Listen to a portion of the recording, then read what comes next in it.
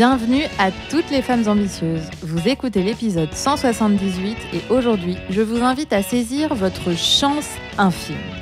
Je m'appelle Jenny Chamas, je suis chef d'entreprise et master coach certifié. Femme ambitieuse est le premier podcast sur le leadership en France. Ici, j'aide les femmes à dépasser les obstacles pour intégrer et mener les organes de direction des entreprises, développer leur entreprise, piloter leurs équipes et devenir de meilleurs leaders. Alors pour me soutenir dans cette mission, abonnez-vous au podcast, laissez un avis 5 étoiles sur la plateforme de votre choix et partagez à toutes les femmes que vous connaissez et que vous aimez. Ça pourra vraiment les aider. 1000 merci. Bonjour mes chers leaders. Alors aujourd'hui, j'ai une grande annonce à vous faire. Sachez que dans quelques jours, vous aurez une opportunité incroyable de vous inscrire à une masterclass premium, une masterclass de grande valeur qui va vous aider à vaincre votre sentiment d'illégitimité. Et croyez-moi, ce sentiment nous concerne toutes. Il a été montré l'année dernière dans une étude de l'IFOP que c'est le frein numéro 1 à l'accession des femmes aux postes les plus élevés, que c'est aussi un des freins numéro 1 pour entreprendre, pour lever des fonds, pour savoir négocier son salaire, etc. Donc, je suis à peu près sûre que vous avez déjà été confronté à ce sentiment d'illégitimité. Et dans cette masterclass premium, je vous offrirai de précieux conseils de coaching pour lever cette barrière.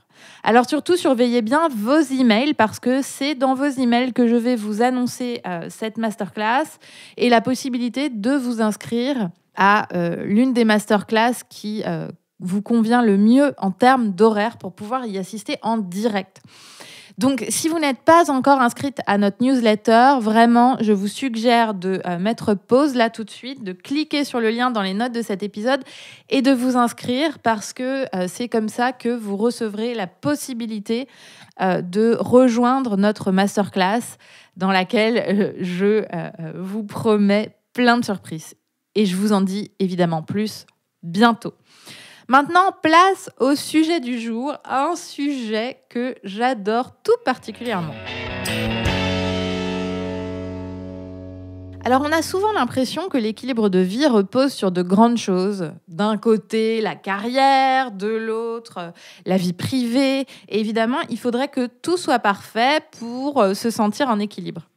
Et bien sûr, ça nous met une pression forte autour du sujet de l'équilibre et ça génère bien souvent beaucoup d'insatisfaction car concrètement, on ne peut pas être au top tout le temps et sur tous les fronts. La vie est une affaire d'étapes, de périodes, elle est vraiment cyclique. Alors, il y a des choses qui vont bien, d'autres moins bien et tout cela a un impact sur notre quotidien. Mais ça ne met pas nécessairement en péril notre équilibre, même si c'est ce qu'on s'applique à penser. Donc, atteindre l'équilibre de vie qu'on veut n'est pas nécessairement cocher toutes les cases. Il y a beaucoup plus simple et beaucoup plus accessible que ça. Il s'agit de saisir sa chance infime. Je vous explique. L'autre jour, j'observais mon mari. 8h05. Habillé, douché, enfant préparé pour l'école. Et il avait encore 10 minutes devant lui avant de les emmener à l'école. Il était assis sur le canapé, le courrier international en main, relax, en pleine lecture. Et moi, j'étais encore en train de courir à droite à gauche, à faire je ne sais quoi, alors que rien à la maison n'était ni important ni urgent. Mon mari sait saisir sa chance infime. Vous savez, c'est 5 à 10 minutes de battement entre deux moments de vie pendant lesquels il se fait un kiff. Et ce matin-là, son kiff, c'était de lire le journal. Le problème dans notre société à 1000 à l'heure, ultra connectée et qui promeut la performance dans tous les domaines, c'est qu'on a le sentiment permanent de devoir faire quelque chose pour être utile. En fait, on rationalise notre temps, on l'utilise à faire ci, faire ça. Et ce matin-là, je me rappelle plus précisément ce que j'ai fait, mais j'ai peut-être rangé 2-3 trucs dans ma chambre, sans doute sans importance. J'avais pas vraiment besoin ni envie de le faire. C'est sûr que j'aurais préféré lire 10 pages de mon bouquin à la place. Mais je n'ai pas saisi ma chance infime. Alors j'ai beaucoup réfléchi à ce sujet. Et je constate que les hommes ont plus de facilité à le faire que les femmes. Et n'y voyez pas ici une critique de mon mari ou des hommes en général. Au contraire.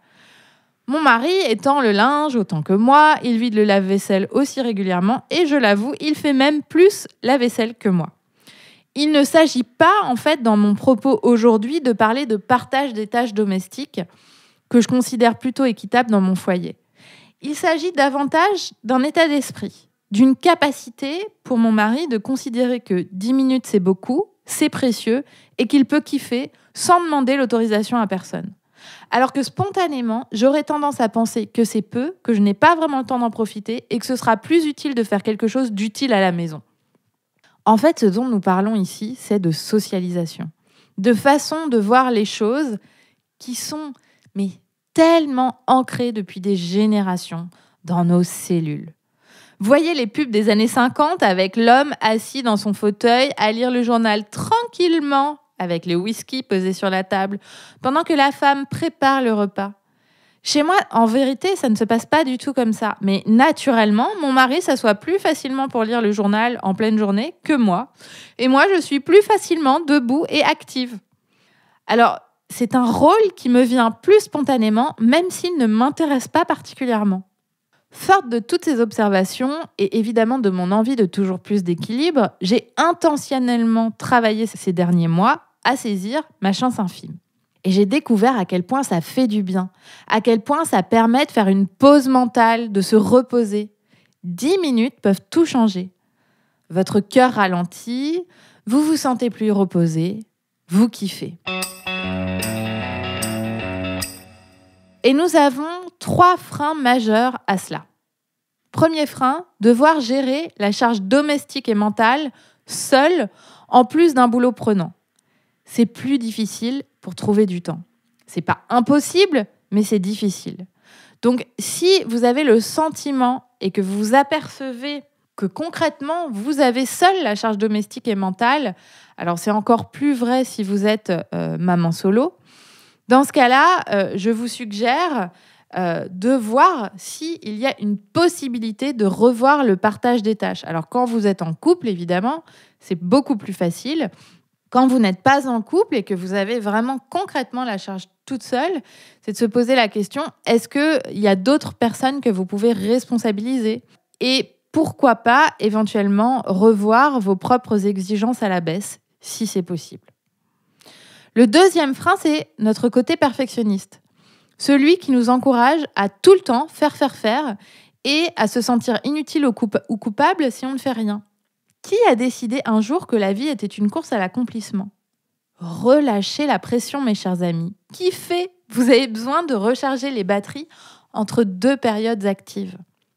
Le troisième frein, ce sont les temps invisibles, notamment, principalement occupés par nos écrans. Réseaux sociaux, jeux en ligne, séries, notifications constantes des emails, des messages Slack, des posts Instagram, etc. Imaginez que vous passez la moitié de ce temps invisible à vous reposer en ne faisant rien ou en faisant un truc qui vous fait kiffer. Qu'est-ce que ça pourrait changer pour vous ? Alors, je vous livre ici ma façon de faire depuis que j'ai mis cela en place et que je travaille très consciemment et intentionnellement à saisir ma chance infime à chaque fois que je peux. Je laisse mes lectures en évidence sur ma table de nuit et sur la table du salon. Et dès que j'ai 5 minutes, je m'assois sur le canapé ou je m'allonge sur mon lit. Je ferme les yeux, je me repose ou alors j'attrape un truc à lire. Il m'est arrivé d'ailleurs récemment de faire des micro-siestes, un pur bonheur. Pour éviter de passer du temps sur les réseaux sociaux, qui sont un vrai frein à la chance infime, je mets mon smartphone à charger dans un endroit inaccessible et j'essaye de l'oublier. Voire même, je supprime l'application Instagram et je fais ça même pour quelques heures. Dans mon sac à main, tous les matins, je glisse ma lecture de la semaine. Et j'ai remplacé le téléphone portable par la lecture dans le métro. Donc, j'ai que 10 minutes de métro pour aller au bureau. Mais ça fait 20 minutes par jour de lecture en plus. Et pour moi, c'est un kiff inestimable. Ça me détend, j'oublie l'heure, je repose mon cerveau. Les soirs où le repas chauffe et que mes enfants jouent, plutôt que de m'affairer, de ranger un truc à droite à gauche, je prends une douche chaude. Comme ça, juste pour me détendre. Avant, très honnêtement, je ne m'autorisais pas cela car je me disais attention, c'est le temps des enfants, ils ont besoin de moi, il faut que je fasse des trucs. C'est aussi le temps de la maison, le temps domestique. Mais au fond, mes enfants étaient occupés et moi, je n'avais pas vraiment besoin de faire quelque chose. Donc, j'ai décidé que maintenant, dès que je vois qu'il y a un trou de 5 ou 10 minutes, plutôt que de ranger quelque chose, je vais me détendre et je prends une douche. Quand je me réveille plus tôt que mon réveil, j'attrape mon livre et je lis. Ou alors, je médite. Et parfois, je réveille mon mari pour papoter. Ou alors, tout simplement, je fais des câlins à mon chat. J'ai pris aussi l'habitude de laisser mon livre sur mon bureau en journée. Un moment de battement, un besoin de pause, je m'assois sur mon fauteuil et je lis. Ou alors, je bois un thé en regardant par la fenêtre. Je suis très organisée et je planifie tout. Alors maintenant, quand je suis en avance sur mon planning, qui est en général déjà très ambitieux, je ne cherche pas à faire plus. Je fais une pause, je saisis ma chance infime. Et les bénéfices, mes chers leaders, sont énormes. 1, je me sens moins stressée, moins pressée, tout en accomplissant ce que j'ai prévu. Je suis moins sur les écrans. Je ressens une grande satisfaction à lire davantage parce que c'est mon kiff, la lecture est mon kiff, vous l'aurez compris, j'adore lire des romans, des bandes dessinées, des bouquins de développement personnel, tout ce que vous voulez. Je dors mieux. J'ai réalisé que, grâce à ma bague connectée, que ces moments de détente dans la journée permettaient à mon cœur de ralentir et que donc, ça avait un impact sur la qualité de mon sommeil car globalement, je suis moins stressée. Et je ressens un meilleur équilibre de vie car je ne suis plus frustrée de me dire « Oh là là, j'ai le temps de rien, j'ai pas le temps de lire ». En fait, cette technique m'a permis de réaliser que c'était pas vrai, qu'en fait, j'avais du temps et que je pouvais le prendre. Alors mes chers leaders, je vous propose de vous demander à quel moment de la journée pourriez-vous saisir votre chance infime ? Et qu'est-ce que vous aimeriez en faire ? Ou alors qu'est-ce que vous aimeriez ne pas faire pendant ces moments-là ? Saisissez votre chance infime. Afin de ne pas manquer les outils leadership, les conseils de coaching exclusifs et toutes les informations sur la possibilité de rejoindre le prochain groupe de coaching leaders ambitieuses, inscrivez-vous à notre newsletter. Vous serez également informé des masterclass premium à venir. Le lien d'inscription est dans les notes de cet épisode. Vous dirigez une entreprise, occupez des fonctions de décideur RH, eh bien, sachez que nous aidons aussi les entreprises à développer le leadership de leur talent féminin. Pour nous contacter, vous pouvez vous rendre sur la page entreprise de notre site ou cliquer sur le lien dans les notes de cet épisode.